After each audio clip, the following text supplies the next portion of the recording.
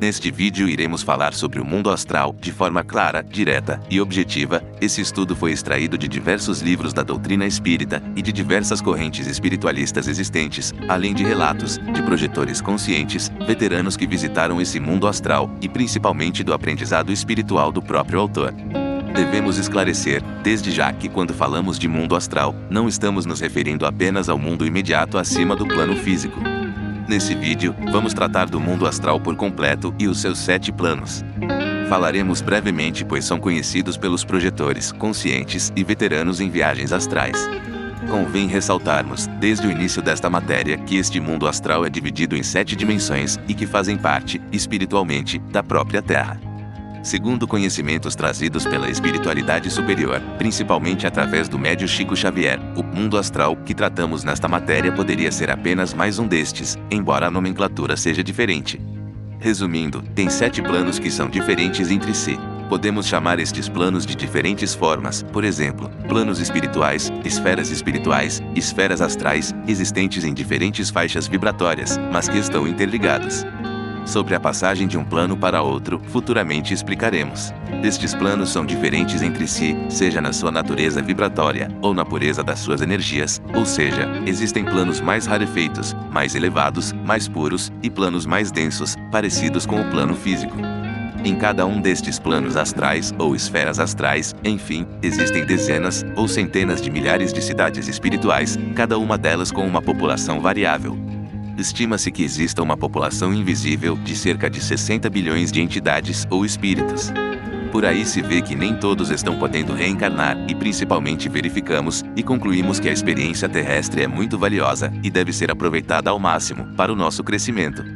A condição de ser humano é algo grandioso, magnífico, mesmo que algumas religiões digam o contrário.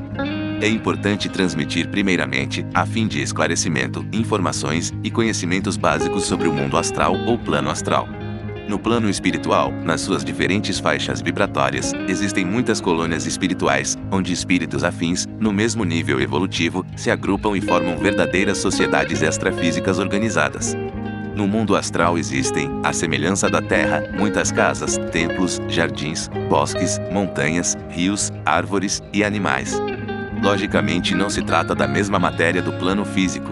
É uma matéria espiritual, mais sutil. Podemos chamar de matéria astral ou matéria extrafísica. O plano espiritual, podemos dizer, é uma cópia mais perfeita do plano físico, ou melhor, o plano físico é como um esboço do plano espiritual, sendo este último uma espécie de terra aperfeiçoada. Por mais que se evolua, através dos tempos, o plano físico, o planeta, sua matéria e tudo mais, nunca chegará a ser igual à matéria do plano espiritual, pois esta é formada por substância ou matéria astral que é ideoplástica, que é manipulada e modelada pelo pensamento, e pelo sentimento, pela razão e pelo amor. Sobre tudo isso falaremos mais à frente. Essa similaridade, em alguns pontos, com o plano físico, é necessária para o espírito se acostumar e se adaptar a essa nova vida que se inicia. Visto de cima, o mundo astral de matéria mais fina parece um gigantesco planeta, envolvendo estreitamente a Terra. Tão estreitamente que o globo terrestre, em relação ao tamanho do mundo astral, assemelha-se a um pequeno caroço envolvido por uma enorme fruta. Pode ainda ser expressado de outra maneira.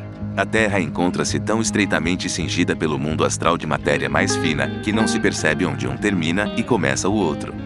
Todo aquele que deixa a Terra, ou aquele que para ela se dirige, a fim de se encarnar, tem que atravessar esse mundo astral que envolve a Terra como um segundo planeta. Representa uma espécie de estação de passagem, e simultaneamente um lugar de estadia para todas as almas humanas encarnadas na Terra, que durante o sono se desligam de seus corpos terrenos. Do ponto de vista paisagístico, o mundo astral é semelhante à Terra. Existem montanhas, mares, rios e lagos, e também cidades e aldeias, bem como navios, automóveis, aviões, e nem podia ser de outra maneira, pois a Terra de matéria grosseira é apenas uma cópia dos mundos de matéria mais fina que já existiam anteriormente. As delimitações entre a Terra e esse outro mundo de matéria mais fina que a envolve não podem ser estabelecidas, uma vez que na realidade não há limites. Para melhor compreensão, citemos um exemplo de uma senhora já meio adormecida, ouve vozes. Ao mesmo tempo, percebe que no mesmo quarto, perto de si, se encontram ainda mais outras pessoas. Aquela senhora não sabe que ela verá essas pessoas tão logo esteja completamente adormecida e sua alma possa se desprender. Tampouco pressente que está ligada a essas pessoas por fios do destino. Portanto, essa senhora ouviu vozes no mesmo quarto onde adormeceu. Isso é perfeitamente natural, pois no mesmo lugar onde se encontra a sua morada terrena, encontra-se também uma outra casa de espécie fino material pertencente ao mundo de matéria mais fina, que envolve a Terra. Como sabemos pela mensagem de alguns médios, não há uma separação entre o aquém e o além. O ser humano chama além tudo aquilo que não pode ver e que se encontra fora de sua capacidade visual. Não deixa de ser extraordinariamente difícil descrever, mesmo de maneira aproximada, para que os leitores possam ter uma impressão correta, as condições desse ambiente mais fino da Terra e que está tão estreitamente ligado à humanidade.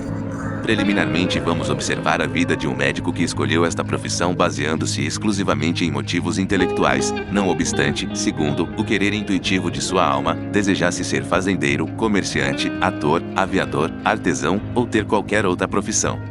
Durante a noite, sua alma, ao desligar-se do corpo terreno, procurará no mundo de matéria fina atividades que com toda a certeza estarão em absoluto contraste com a profissão de médico.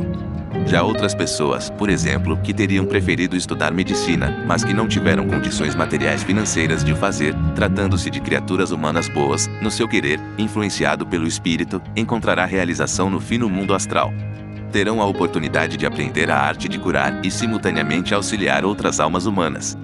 Não obstante tratar-se, no segundo exemplo, de pessoas relativamente boas, evidencia-se, por outro lado, que faltou a essas criaturas a indispensável energia para criar para si as possibilidades de estudo.